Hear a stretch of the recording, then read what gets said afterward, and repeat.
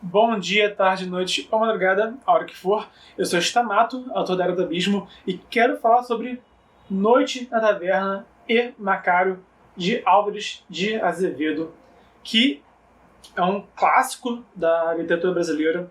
Eu li ele recentemente. É um livro mega sucinto, que você consegue ler ele talvez em um dia, né? Acho que não mais que uma semana, né? Se você ler devagar que nem eu ler devagar.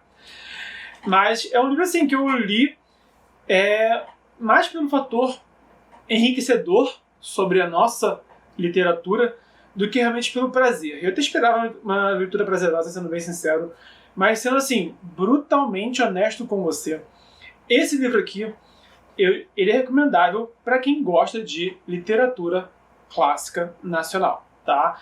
Se você não for especificamente um leitor desse gênero, desse tipo de livro, você pode ter um pouquinho de dificuldade pela narrativa, pelo vocabulário dele, tá? E eu não acho o vocabulário essencialmente enriquecedor, porque eu não acho que é muito útil você, sinceramente, enriquecer o seu vocabulário com palavras que não são usadas, com palavras que não vão ser reconhecíveis para o seu público, para os seus leitores. Lógico que nós temos que ter um vocabulário rico, tá? Pelo amor de Deus, não estou dizendo que é para você ter um vocabulário porco, tá? Eu estou dizendo que o seu vocabulário tem que dialogar com o seu público. E esse vocabulário aqui desse livro não dialoga com o público contemporâneo, tá? Isso é um fato que a gente tem que delinear aqui na nossa mente.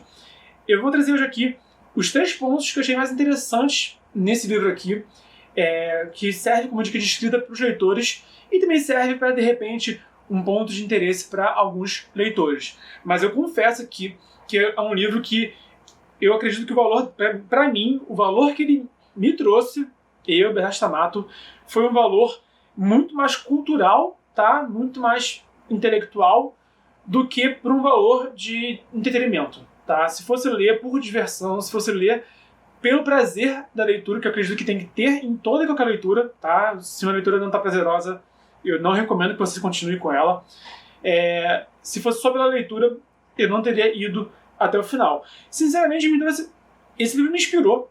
Eu penso em escrever algumas histórias até inspiradas nesse livro aqui, tá? Então foi uma leitura válida, valeu muito a pena ler. Eu só quero deixar bem claras aqui os motivos pelos quais valeram ler, para caso você venha a ler também, você ir ler com a expectativa certa, tá? Com a expectativa de um livro clássico da nossa literatura, tá? Mas se você preferir um tipo de leitura mais contemporânea, esse livro aqui não é um livro para você no momento.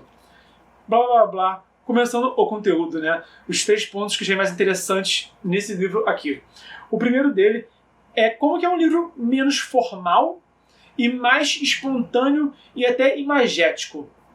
O Álvares de Azevedo, ele morreu jovem, tá? Ele morreu muito jovem, aos 21 anos, quer dizer, aos 20 anos que ele morreu. Então, era um autor com bastante potencial, que marcou muito nossa literatura, mas que também teve uma carreira muito curta.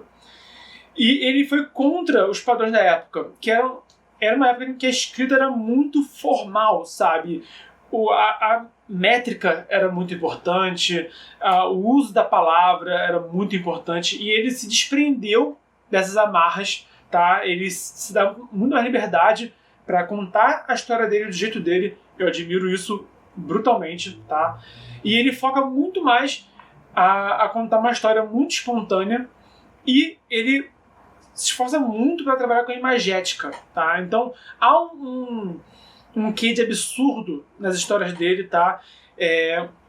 Uma das inspirações dele, que é indicada aqui na leitura, é o Edgar Allan Poe, por exemplo, e de fato o Poe e o Álvares de Azevedo tinham alguns traços bastante em comum, apesar do que o Poe é muito mais focado na boemia brasileira e o Azevedo é muito ligado à boemia brasileira, e o Poe não tratava tanto assim de boemia, de festança, de orgias, como esse aqui trabalha. Mas eles têm alguns pontos em comum que eu vou falar mais pra frente também, inclusive, de outro dele. Mas enfim, ver como que foi o começo ver como foi criada, como foi escrita uma das primeiras obras que se desprendeu das amarras formais e se permitiu ser mais informal, mais espontâneo e mais magético, foi muito interessante para mim. Pode ser também interessante para você. O segundo ponto, que aí sim tem aqui uma ligação com o Poe, é como que há um contraste interessante nesse livro com a morte e com o sexo. O livro fala muito de sexo, é um livro que fala muito sobre boemia e bebedeira e orgia e mulheres, e imagina aí 300 mil mulheres com poucas diferenças entre elas. Tem aqui uma questão bem idealizada da figura feminina, mas sempre ligando muito a questão, um contraste entre uma pureza e uma profundidade, desculpa. Há uma ligação assim entre o profano e o puro, é isso que eu queria falar, entre o puro e o profano. E muitas vezes a mulher é descrita como algo que ou ela perde a pureza dela, ou ela tira a pureza. E sempre também com a morte e o sexo ali lado a lado em várias histórias. É uma história muito mórbida também. E isso que eu vejo muito do Poe, né? O Poe era essencialmente mórbido, sabe?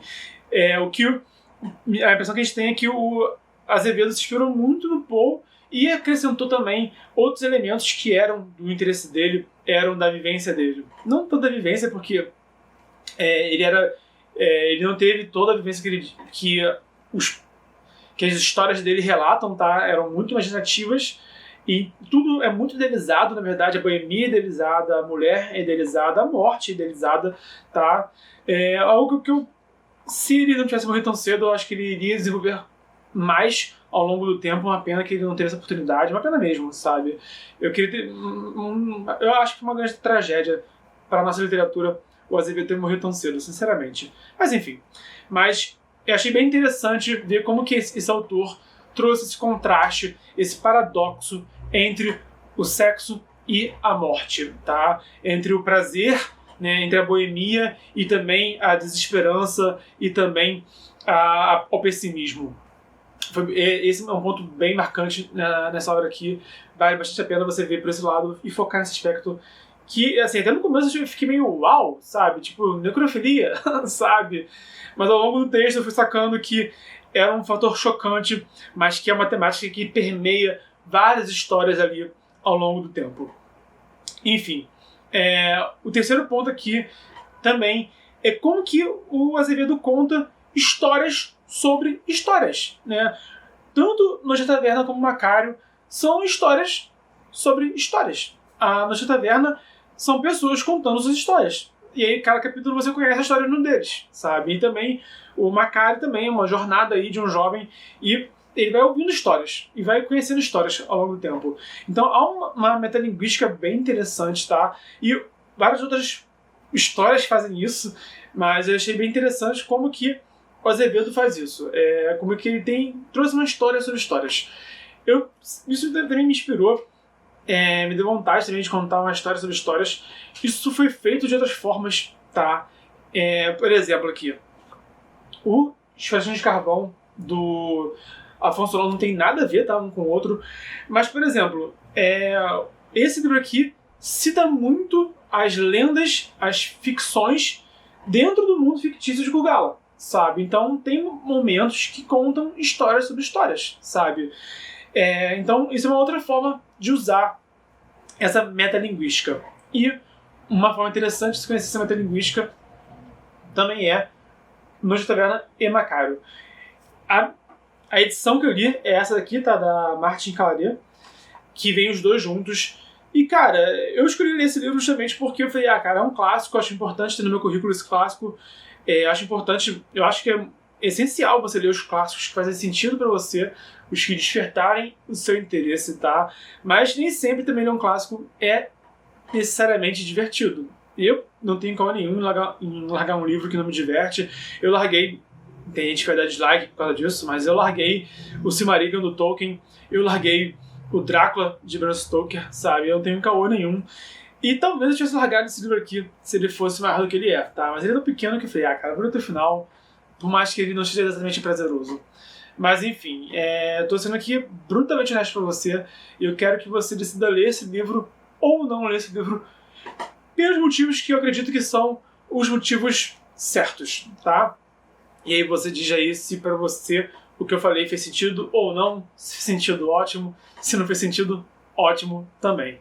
Então, em resumo, os pontos mais interessantes de Noite na Taverna e Macário são a narrativa menos formal e mais espontânea e até imagética, o contraste entre morte e sexo e também o elemento de metalinguística de ser uma história sobre histórias.